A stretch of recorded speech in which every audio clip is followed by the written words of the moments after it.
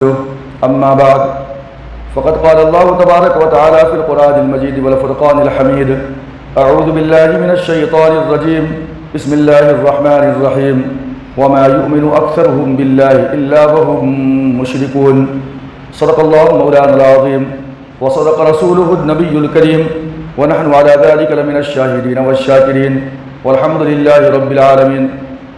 بزرگان محترم، عزیز ساتھیو، ماہ ربیع الاول سے ہم سب گزر رہے ہیں اور اس ماہ کا تقاضا یہ ہے کہ حضور اکرم صلی اللہ علیہ وسلم کی سیرت مبارکہ کے مختلف پہلوؤں کے اوپر کچھ نہ کچھ باتیں سنی جائیں، پڑھی جائیں۔ لہٰذا گزشتہ آپ کے سامنے عرب کے علاوہ جو دنیا کی اس وقت کی حکومتیں تھیں، نبی آخر الزماں جناب محمد رسول اللہ صلی اللہ علیہ وسلم کی پیدائش سے قبل، آپ نے چیدہ کچھ باتیں پوری کی پوری دنیا کے حکمرانوں کے متعلق آپ نے سنا کہ کس طرح ساری کی ساری دنیا غلامی کی زنجیروں میں جکڑی ہوئی تھی نبی آخر الزماں کی بعثت سے پہلے۔ عرب کا جو ماحول تھا اور خانہ کعبہ کی جو کیفیت تھی رسول کی بعثت سے پہلے، وہ کیا تھی، آپ بارہا سنتے آئے ہیں۔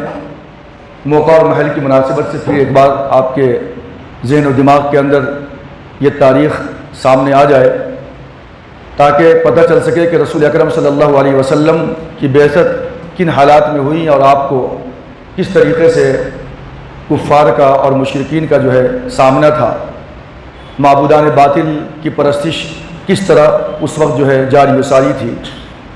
پھر ہم یہ بھی جانیں کہ وہ خانہ کعبہ، وہ مکہ مکرمہ کہ جس کے اندر کبھی سیدنا ابراہیم علیہ السلام کے زمانے میں توحید کی صدا گونجتی تھی، ایک اللہ کی صدا گونجتی تھی، لیکن اب حالات کچھ ایسے تھے کہ وہاں 360 معبودان باطل نصب کر دیے گئے تھے، پتھروں کو اپنا معبود بنا لیا گیا تھا۔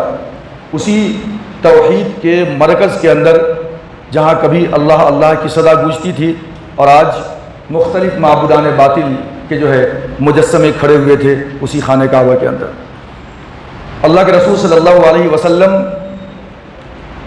کا جو شجرہ نسب جب ہم دیکھتے ہیں تو اکثر آپ جانتے ہیں کہ محمد بن عبداللہ بن عبد المطلب بن ہاشم بن عبد مناف بن قصی بن کلاب بن مرہ بن غالب بن کعب بن لؤی بن مالک بن فہر بن مالک بن انس جو معد بن عدنان تک جاتا ہے۔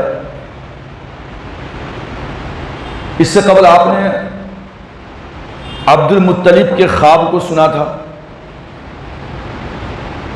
کہ وہ زمزم کہ اللہ تبارک و تعالیٰ نے حضرت سیدنا اسماعیل علیہ السلام کی پیاس کی شدت کو بجھانے کے لیے جاری کیا تھا، اور وہی زمزم جو اب بند ہو چکا تھا، کسی کو پتہ نہیں تھا کہ یہ زمزم کہاں ہے۔ اللہ تبارک و تعالیٰ نے اللہ کے رسول کے دادا عبد المطلب کو خواب میں بتلایا کہ زمزم کو کھودو، اور پھر وہ زمزم کا کنواں باہر آیا، نکلا، اور اس کے اوپر پھر جو مختلف باتیں ہوئیں، تمام کے تمام قریش کے لوگ جو دعوے دار ہوئے، اور پھر فیصلہ عبد المطلب کے حق میں آیا کہ ہماری جو ہے یہ پبلک پراپرٹی نہیں ہو سکتی، بلکہ یہ جو ہے ہماری ذاتی پراپرٹی ہے، چونکہ اللہ نے خواب میں مجھے بتلایا ہے۔ یہ جو خانہ کعبہ ہے اور یہ جو زمزم ہے، اس کے کیئر ٹیکر، اس کی حفاظت و صیانت کرنے والے کون تھے؟ آپ تو یہ جانتے ہیں کہ ابراہیم علیہ السلام نے اپنی بیوی اور اپنے بیٹے حضرت اسماعیل کو وہ لقودق صحرا مکہ کے اندر لا کر چھوڑ دیا تھا، اور وہیں یہ کنواں برآمد ہوا تھا زمزم کا۔ اسماعیل علیہ السلام جب رہے تو ظاہر سی بات ہے کہ اسماعیل اور ابراہیم علیہ السلام نے جو اللہ کا وہ گھر بنایا تھا خانہ کعبہ، تو خانہ کعبہ کی تولیت، اس کے کیئر ٹیکر بھی اسماعیل علیہ السلام رہے۔ آپ یہ بھی جانتے ہیں کہ وہ زمزم کے نکلنے کی وجہ سے مختلف جہات سے پانی کی وجہ سے لوگ وہاں آ کر آباد ہو گئے تھے، اور حضرت اسماعیل علیہ السلام کی والدہ نے یہ کہا تھا کہ بھائی اس پہ ملکیت ہماری ہوگی، لیکن تم لوگ یہاں پہ بود و باش اختیار کر سکتے ہو، بی بی ہاجرہ نے۔ لہذا یمن کا ایک قبیلہ جس کا نام تھا بنو جرہم، وہ وہاں کر آباد ہو گیا تھا، وہ زمزم کے پاس۔ اسماعیل علیہ السلام جوان ہوئے تو ان کی شادی یہی قبیلہ جو جرہم کا قبیلہ تھا، اسی قبیلے کے اندر آپ کی شادی ہوئی۔ اللہ تبارک و تعالیٰ نے تقریباً 12 بیٹے عنایت کیے اسماعیل علیہ السلام۔ ادھر یعقوب علیہ السلام کے 12 بیٹے، یہاں اسماعیل علیہ السلام کے 12 بیٹے، جس میں سے جو 2 بیٹے تھے بہت ہی لائق فائق، بہت قابل، ایک کا نام نابت تھا اور دوسرے جو ہے قیدار۔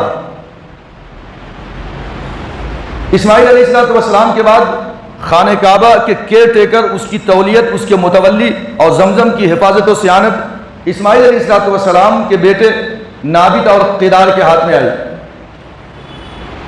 لیکن بنو جرہم، یہ قیدار اور جو نابت تھے، ان کا نالیال تھا۔ بنو جرہم کے بعض لوگوں کے اندر بددیانتی اور خیانت پیدا ہوئی، اور ان لوگوں نے کیا کیا کہ اسماعیل علیہ السلام کی اولاد سے خانہ کعبہ کی تولیت کو زبردستی چھین لیا، بے دخل کر دیا انہوں نے۔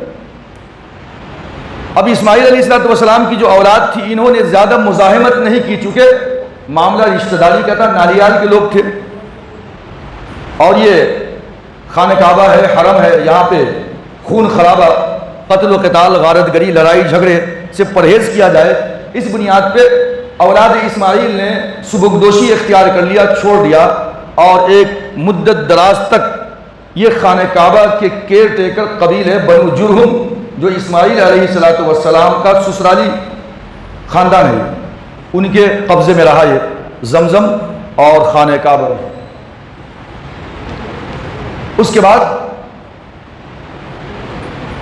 واقعہ یوں ہوا کہ قرآن مجید کے اندر ہم 22ویں پارے میں سورہ سبا کا مطالعہ کرتے ہیں، وہ تو قوم سبا کا ذکر اللہ نے کیا ہے، قوم حمیر کا، یمن کے اندر، جو اصل عرب ہیں، سن آف دا سوائل، یمنی لوگ۔ وہاں پہ ایک ڈیم تھا پانی جمع کرنے کا، پہاڑوں کے پورے پانی کو وہاں جمع کیا جاتا تھا، اور اس سے جو ہے باغبانی، کھیتی باڑی، اپنے کھیتوں کو سیراب کرتے تھے۔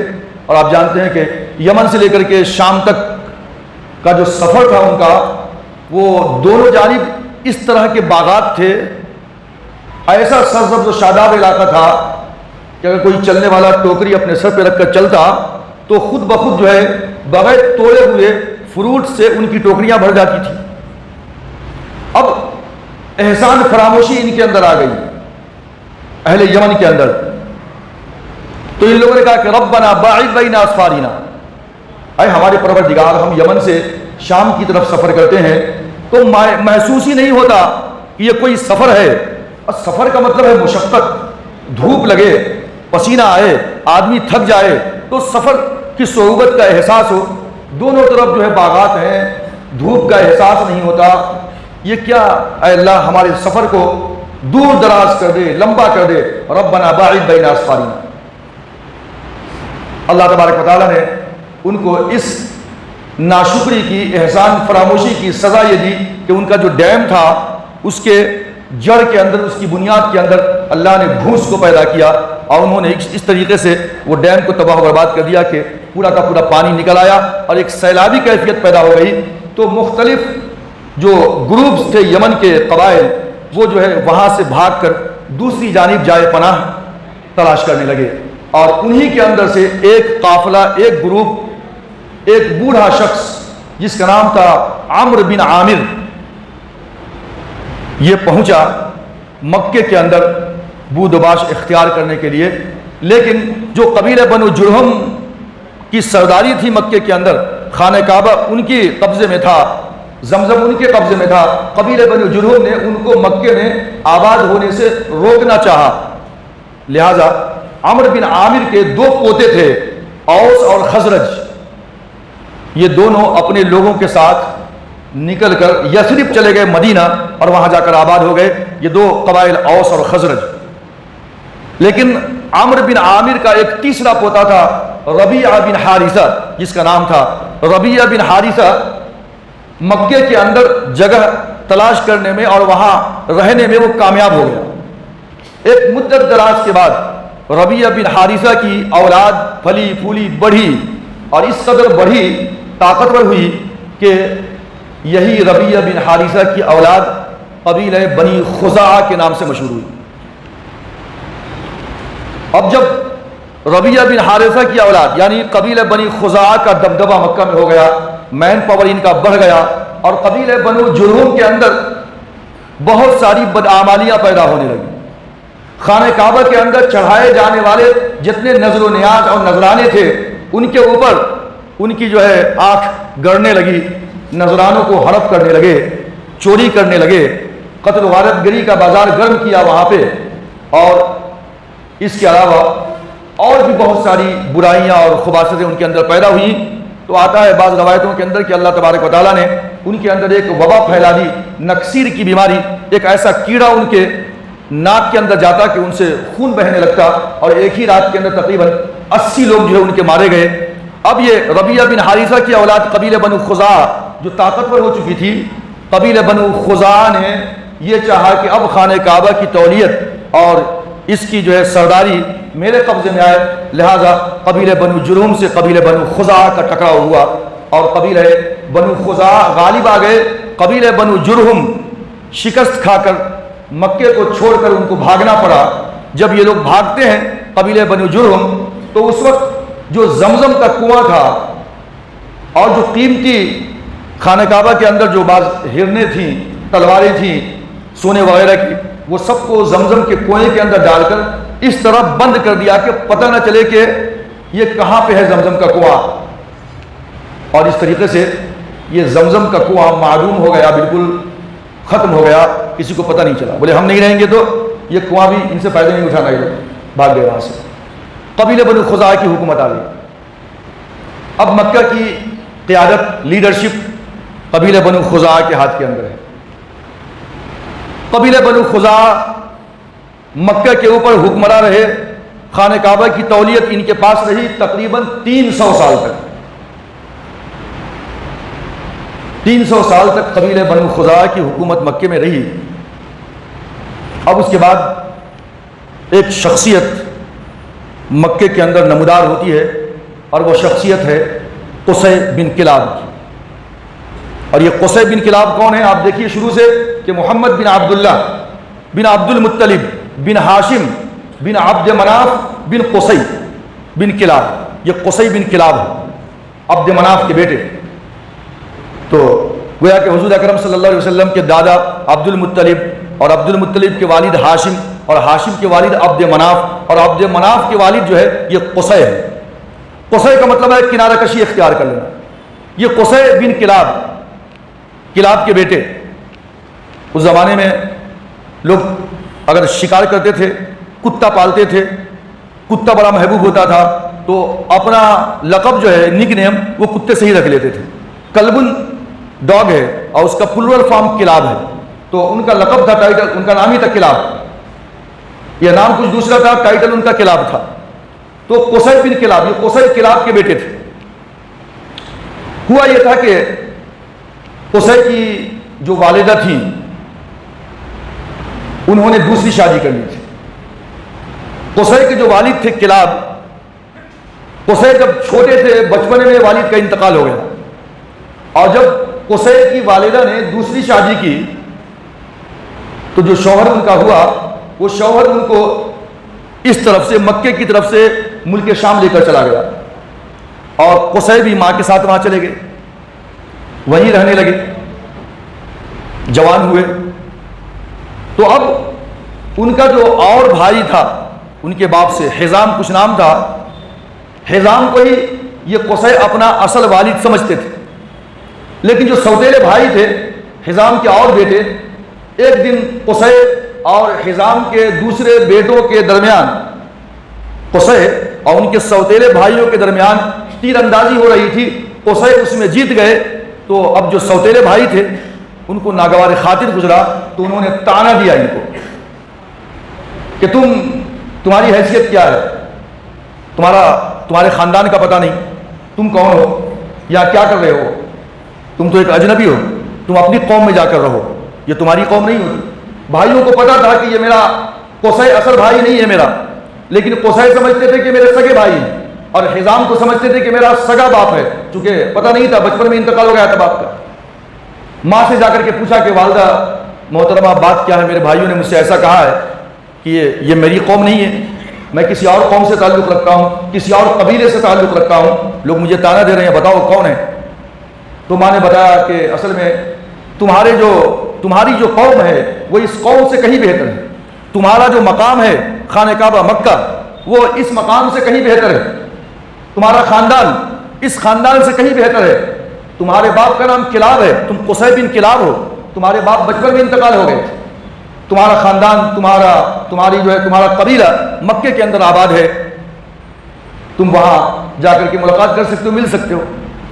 لہذا قصی جو ہے بہت جوش میں اور فوراً جو ہے مکے کا ارادہ کیا جانے کا، لیکن ماں نے کہا کہ ابھی ٹھہرو، مجھے تمہاری جان کے خوف ہوتا ہے، محترم مہینہ آنے دو جب اس قبیلے کے لوگ، قبیلہ بنو قزاعہ تھا وہ، قبیلہ بنو قزاعہ کے لوگ جب جائیں گے حج کے لیے، حج اس زمانے میں بھی ہوتا تھا، برائیاں رسم و رواج آ چکی تھی لیکن حج کا طریقہ جاری تھا، جب حج کو جائیں گے تو تم بھی اس کے ساتھ چلے جانا۔ لہذا ملک شام سے قبیلہ بنو قزاعہ کے کچھ لوگ سفر کیے مکے کی طرف خانہ کعبہ کے لیے، تو قصی بھی ان کے ساتھ آ گئے۔ اب مکے میں آنے کے بعد قصی کی دلیری، ان کی قابلیت، ان کی صلاحیت کی بنیاد پہ مکے والوں نے قصی کو مکے کا سردار اور لیڈر بنا دیا۔ عبد مناف کے والد ہیں قصی، لیڈر بنا دیا۔ ان کی صلاحیت کو دیکھتے ہوئے قبیلہ بنو خزاعہ، میں نے کہا تھا کہ قبیلہ بنو خزاعہ کا قبضہ تقریباً 300 سال تک خانہ کعبہ کے اوپر رہا ہے، لہذا ان کا ایک سردار تھا، آخری سردار، جس کا نام تھا حلیل جو قبیلہ بنو خزاعہ کا سردار تھا مکے کے اندر، اس نے اپنی بیٹی سے حضرت قصی کا نکاح کر دیا، اور جب حلیل مرنے لگا تو آخری کے اندر اس نے خانہ کعبہ کی چابی اپنے داماد یعنی قصی کے حوالے کر دیا۔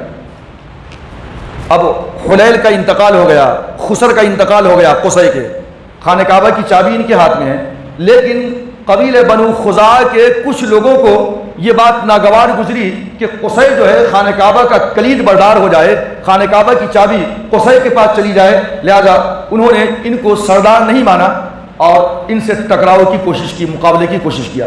چنانچہ قصی نے کیا کیا کہ ان کا جو قبیلہ تھا، قبیلہ بنو کنانہ، جو حجاز کے اندر مختلف جگہوں کے اوپر وہ منتشر تھے، خاندان بنی اسماعیل ادھر ادھر منتشر ہو گئے تھے، لہذا قصی نے ان تمام کو جمع کیا، خانہ کعبہ کے بالکل سراؤنڈنگ میں ان کو آباد کیا، اور اس کے بعد ان کو یکجا کر کے اپنے اس قبیلے کا نام قریش رکھا۔ یا پھر یہ کہا جاتا ہے کہ جو اور اوپر جائیں گے، قصی بن کلاب بن مرہ بن غالب بن لؤی بن مالک بن فہر، جو فہر ہے یا فہر، ان کا نام قریش تھا، لہذا اپنے جد امجد کے نام کی بنیاد پہ اپنے اس سارے قبیلے کا نام قریش رکھ دیا۔ وہی ہم پڑھتے ہیں لإلاف قریش ایلافہم، تو تمام کے تمام جو ہے قریش کو گویا کہ مکے کے اطراف میں قصی نے جمع کر دیا، اور اس کے بعد جب ان کی طاقت مضبوط ہو گئی تو انہوں نے کیا کیا کہ اب جو ہے قبیلہ بنو خزاعہ کو مکے کی سرحد سے باہر کر دیا، مار بھگایا ان کو۔ سسرالی رشتہ دار ہیں قصی کے، لیکن چونکہ قصی کی سرداری کو، لیڈرشپ کو اور خانہ کعبہ کی تولیت قصی کے ہاتھ میں آ جائے، یہ قبیلہ بنو خزاعہ کے لوگ ماننے کے لیے تیار نہیں تھے، لہذا قصی نے لوگوں کا اور اپنے خاندان کا سپورٹ لے کر کے قبیلہ بنو خزاعہ کی تولیت اور جو ہے خانہ کعبہ کے کیئر ٹیکر 300 سال تک تھے یہ قبیلہ بنو خزاعہ۔ اب جو ہے یہ قصی نے آ کر کے قبیلہ بنو خزاعہ کو وہاں سے بھگا دیا اور پھر مکمل طور پہ خانہ کعبہ کے کیئر ٹیکر جناب محمد رسول اللہ صلی اللہ علیہ وسلم کے جو ہے یہ جد امجد سمجھیے جو قصی ہیں، ان کے ہاتھ میں جو ہے خانہ کعبہ کی تولیت آ گئی۔ لیکن اس سے قبل قبیلہ بنو خزاعہ 300 سال تک خانہ کعبہ کے اوپر یہ متولی بنے رہے، اور اس سے قبل آپ جانتے ہیں کہ قبیلہ بنو جرہم تھے۔ قبیلہ بنو جرہم کے بعد جب یہ قصی آئے ہیں تو یہ قصی نے جو ہے قصی کے آنے سے پہلے جو قبیلہ بنو خزاعہ ہے انہوں نے اور زیادہ جو ہے تباہی و بربادی مچائی ہے خانہ کعبہ کے اندر۔ میں نے کہا آپ سے کہ اللہ کے رسول کی بعثت سے پہلے ساری دنیا کے حالات پہ ایک نظر آپ دوڑاتے ہیں تو دیکھتے ہیں کہ کس طریقے سے سارے کے سارے اللہ کے بندے اللہ کے غلام نہ ہو کر کے بندوں کے غلام بنے ہوئے تھے۔ سلطنت کا، بادشاہی اور کنگڈم کا نظام کس طرح تھا آپ اس سے پہلے اس کو آپ نے سنا ہے۔ لیکن مذہبی اعتبار سے جو ان کی کیفیت تھی، میں نے کہا تھا کہ بادشاہ کو خود خدا کا دوسرا روپ تصور کیا جاتا تھا۔ جہاں اشجار اور احجار کی پرستش ہوتی تھی، بادشاہ کو بھی خدا کا درجہ دیا جاتا تھا اس زمانے میں۔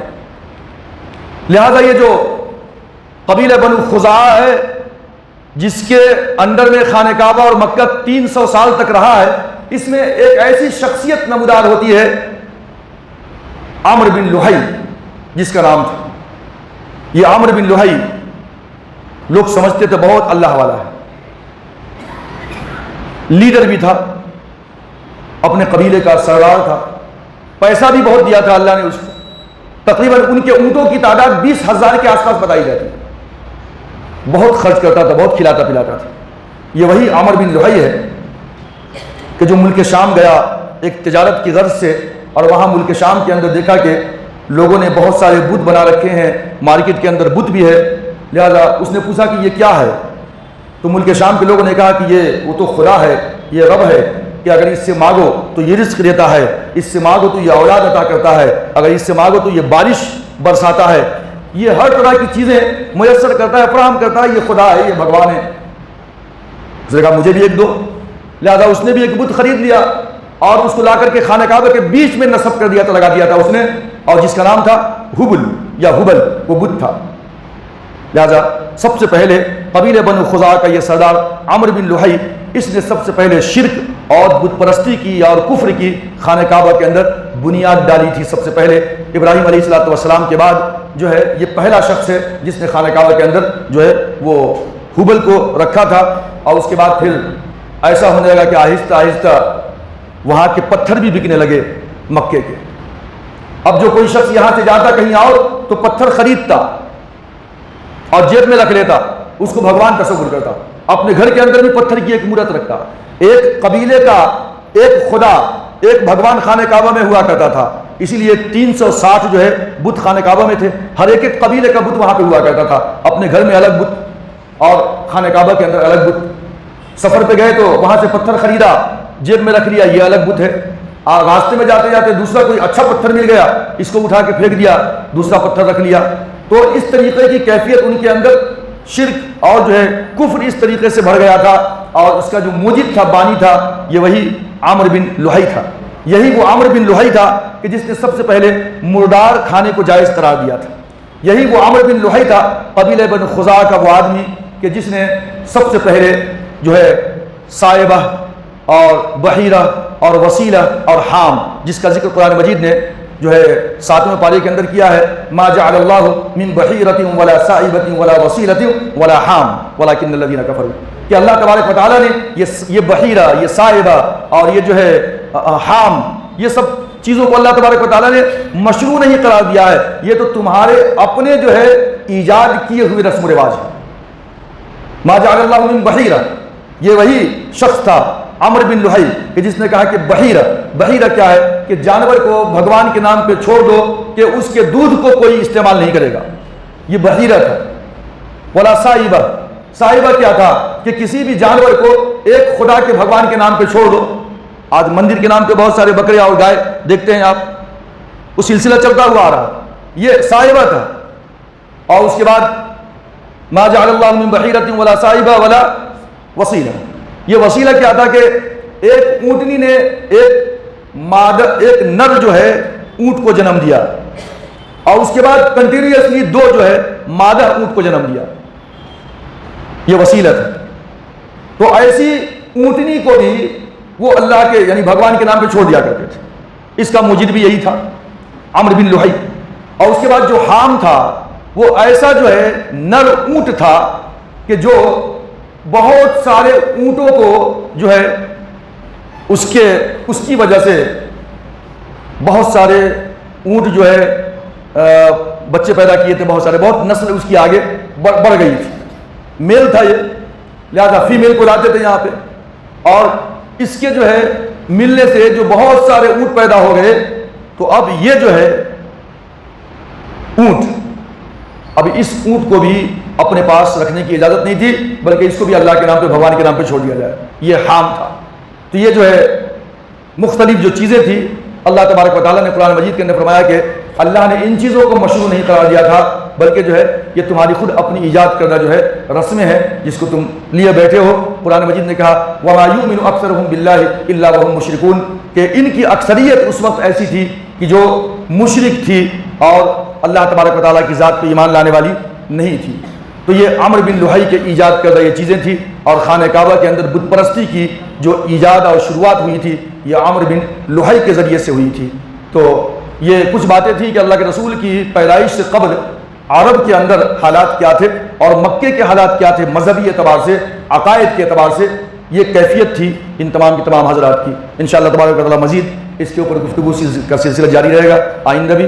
اللہ تبارک و تعالیٰ سے دعا ہے کہ اللہ تعالیٰ ہم تمام لوگوں کو شرک و بت پرستی سے دور رکھے, اور اللہ تبارک و تعالیٰ اپنی وحدانیت کے ساتھ جو ہے ہم سب کو زندگی گزارنے کی توفیق عطا فرمائے. آمین. وآخر دعوانا ان الحمد للہ رب العالمین.